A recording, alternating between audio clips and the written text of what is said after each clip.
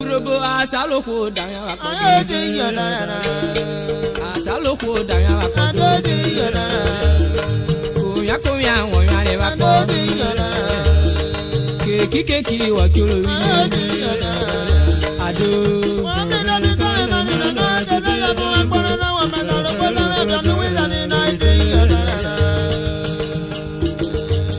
irobe bula kona oyere yo Bebula kona, obiere yo wenkwe, obiere yo wenkwe, obiere yo wenkwe. Bebula kona, obiere yo wenkwe. Weluge akona na ebana.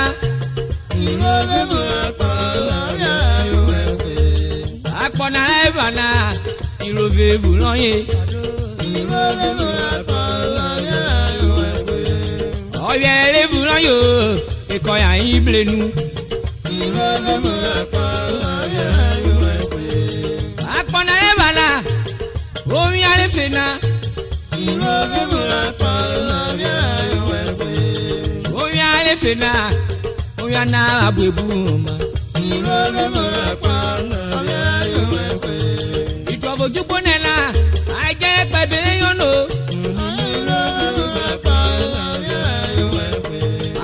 you know what on I be no mamoriro.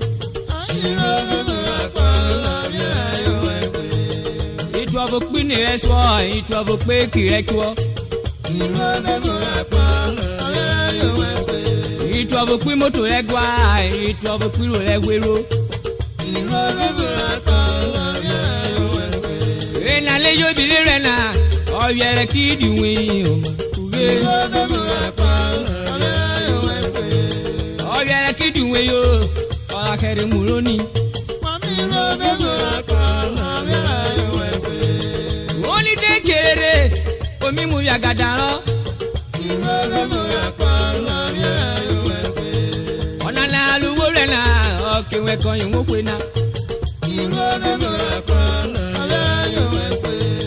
Ide pelu roke, okeri ko wori onwaye. Ko liro yo e ko ipari orana oye de wa palunu ani narari onware uma o wa we lo kiduwe yo debo ko igbesewe